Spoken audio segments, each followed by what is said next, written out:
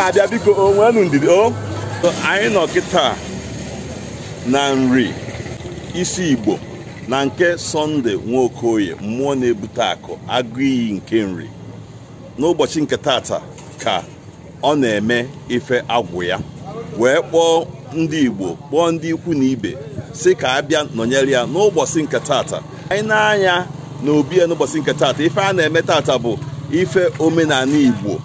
Ndị Igbo niile ife omenala na-amasị dịka o si wee kwu na ọ na-eme kwa afọ ọbụla mana nke afọ anụnwa ga-eme gịnị ga-apụ iche na obi ka anyị nọ n'ụbọchị nke tata mmemme wee na-akwado mmụọ dị iche iche ga-apụ tata. Sunday Nwokoye bụkwa nnekwute dibịa oke dibịa ama ama na nri. N'ụbọchị nke taa ka anyị na-anọnyere ya ọ na-eme ife agwụ ya. Daalụnụ, ọ ka bụkwa mnwa bụ Gboza na nri.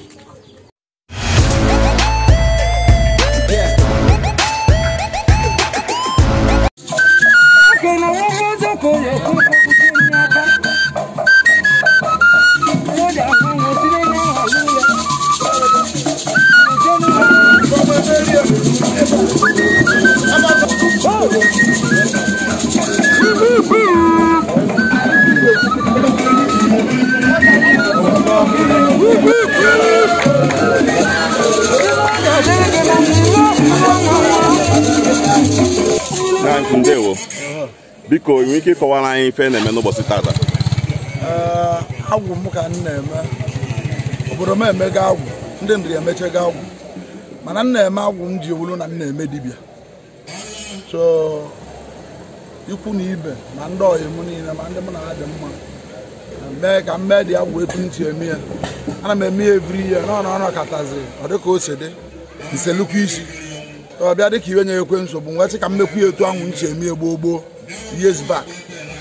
Ị na-ebe anyị hụ na ezi adịrị mmọnwụ dị iche iche juru ebe so mana nnọ ha asị ọ ka akwanitekwa omenala obodo m bụ ndị aka ezigbo onye nri ka m bụ nọọ ebe dị n'ime ya. Agwụ personal agwụ m ka m na-eme n'ọrụ agwụ obodo m emega agwụ ọcha na agwụ m na-eme nke nje olu dibịa.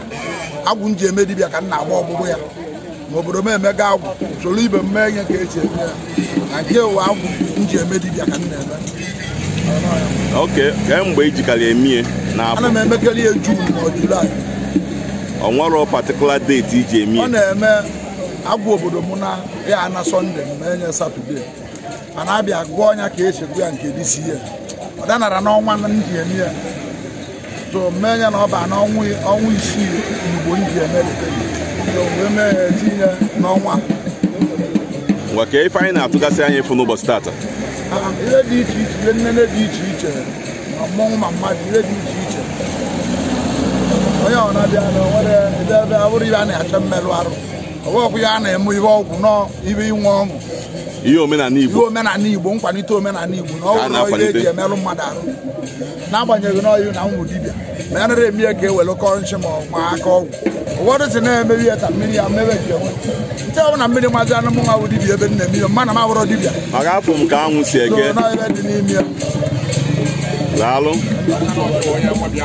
Kekwanụ ife a na-etu gị gwa anyị ezigbo afa gị, gwa anyị ife a na-etu gị. Afa m bụ Sunday Nwokoye.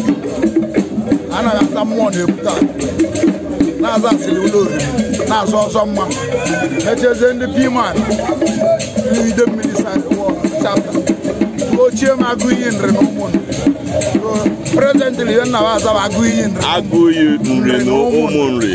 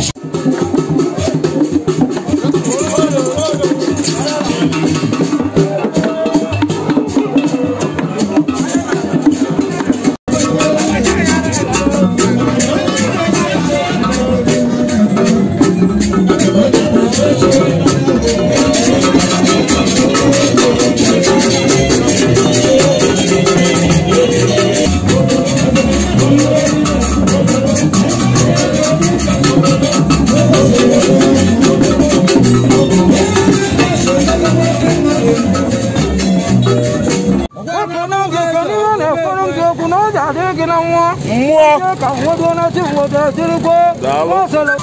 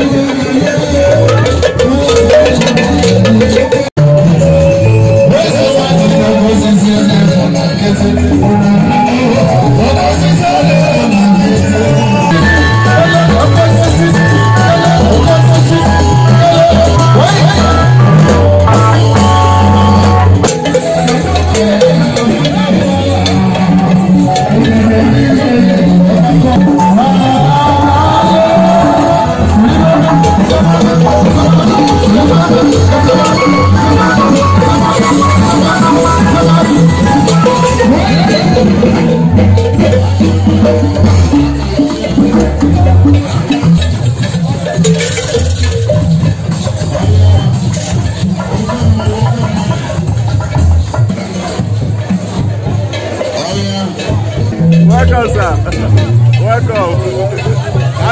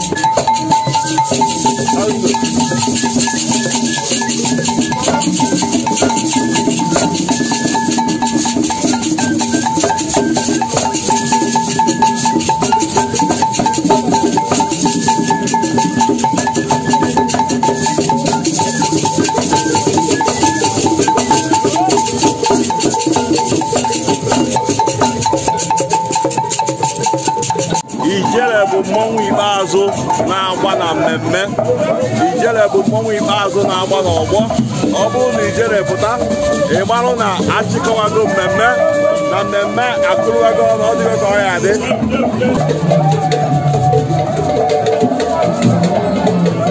Ọ mere eme iru ọgụ.